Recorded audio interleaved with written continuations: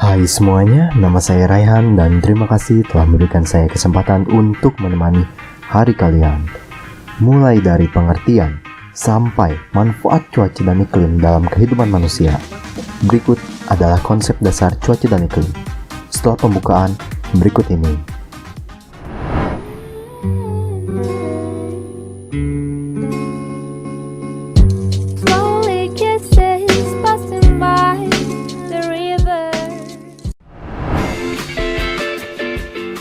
Belajar geografi pastinya akan bertemu dengan yang namanya meteorologi dan klimatologi.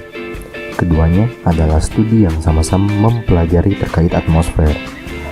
Keadaan atmosfer pada suatu saat atau sementara disebut dengan cuaca.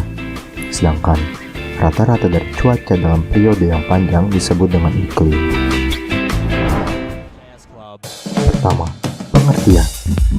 Meteorologi adalah ilmu yang mempelajari tentang proses dan gejala cuaca yang terjadi di dalam atmosfer bumi atau troposfer pada tempat yang relatif sempit dan waktu yang singkat.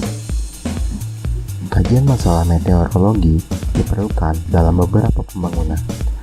Klimatologi adalah ilmu yang mempelajari tentang iklim, keadaan atau kondisi rata-rata cuaca pada suatu daerah yang luas dan dalam kurun waktu yang lama.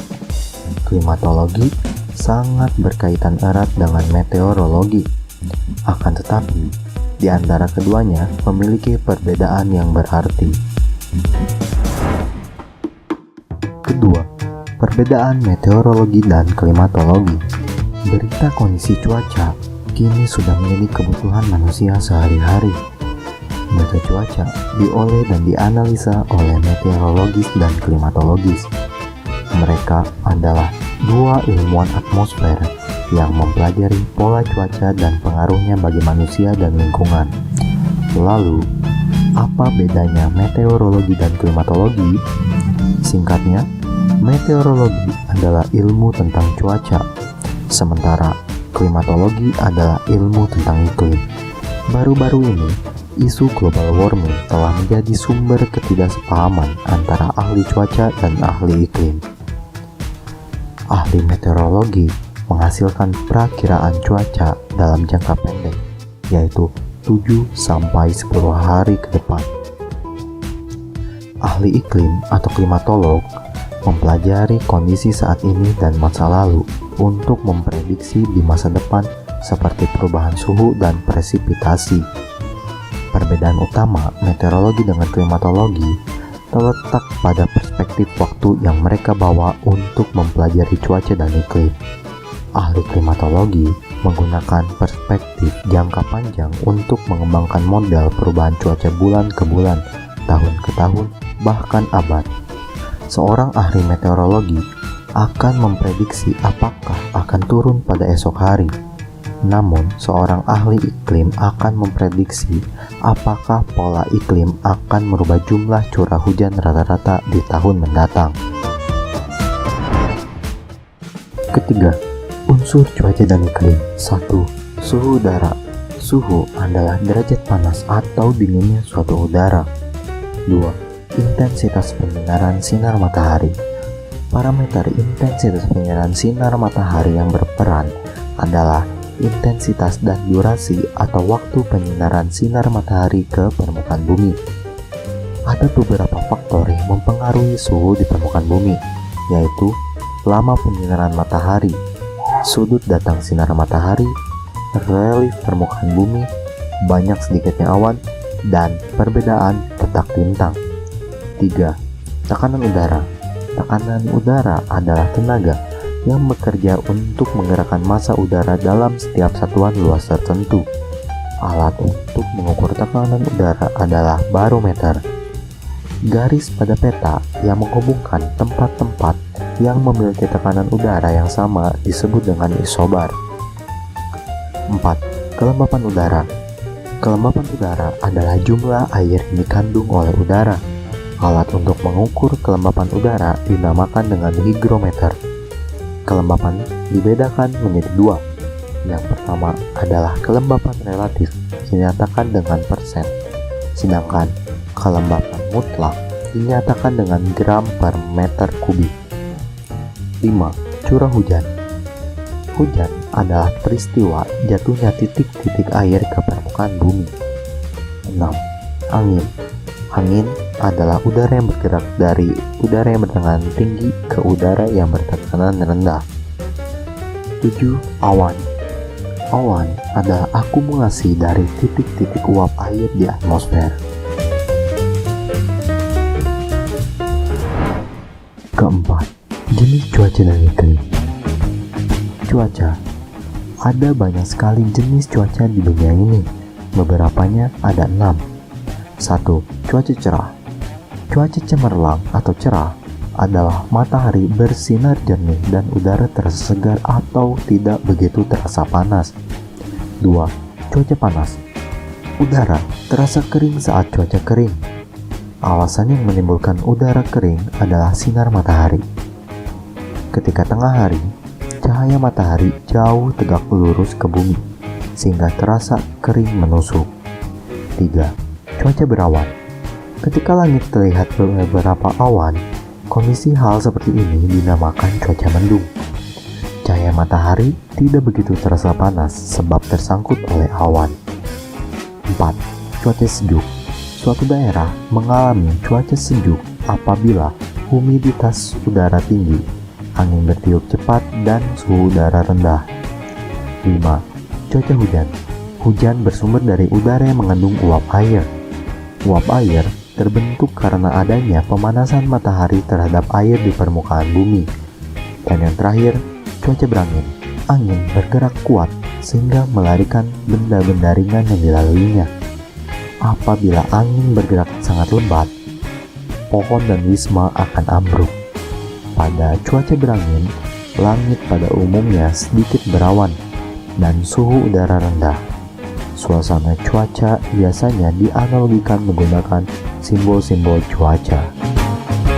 Iklim. Ada berbagai iklim di dunia ini. Yang pertama, iklim tropis. Iklim tropis biasa ditemukan di daerah sekitar garis ekuator bumi, di antara garis 23,5 derajat lintang utara sampai 23,5 derajat lintang selatan. Iklim tropis dibagi lagi menjadi beberapa bagian. Yang pertama, iklim hutan hujan tropis. Kedua, ada iklim savana tropis. Ketiga, iklim stepa tropis. 2. Iklim subtropis. Iklim subtropis berada di antara garis 23,5 derajat sampai 40 derajat lintang utara dan lintang selatan.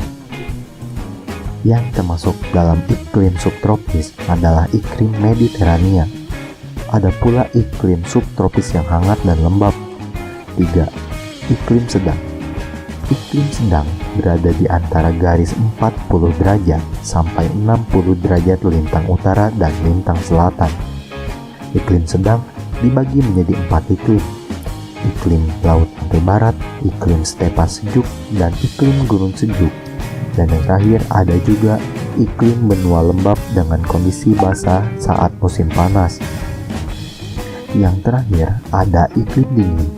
Iklim dingin biasa ditemukan di daerah yang berada di atas garis 60 derajat lintang utara dan lintang selatan.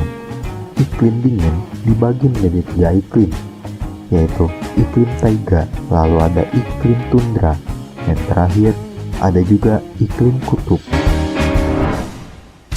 Kelima, manfaat cuaca dan iklim. Meteorologi tak hanya mempelajari tentang perakiraan cuaca. Dalam ilmu meteorologi ini, kita akan belajar mengenai dinamika, konsep iklim, dan cuaca. Kita juga belajar mengenai dampak perubahan iklim, terutama pada kelangsungan hidup seluruh makhluk hidup di bumi. Lalu, ilmu klimatologi pun sangat bermanfaat bagi berbagai bidang, seperti pertanian, kehutanan, perhubungan, peternakan, perdagangan, dan pariwisata. Sedangkan manfaat dari klimatologi sendiri adalah meningkatkan upaya waspada terhadap akibat negatif yang bisa ditimbulkan oleh kondisi dan situasi cuaca atau iklim yang ekstrim. Klimatologi juga dapat dimanfaatkan untuk menyesuaikan diri dengan karakter iklim setempat, sehingga dapat terhindar dari hambatan yang ditimbulkan.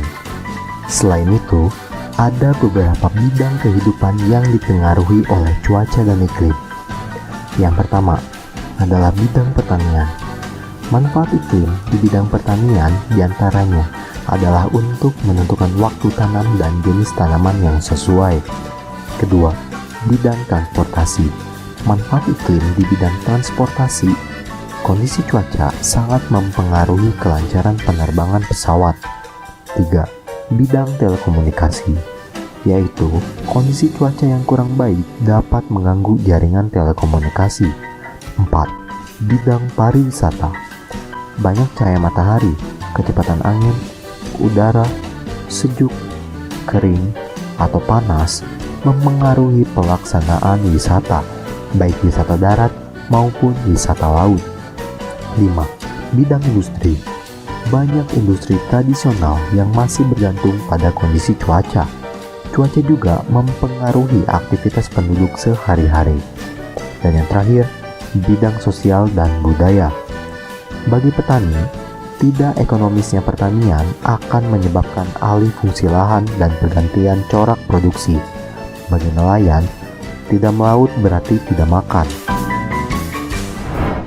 Nah, sudah selesai penjelasan mengenai konsep dasar cuaca dan iklim pada hari ini. Terakhir, sekali lagi nama saya Raihan dan seperti biasa saya mengucapkan terima kasih.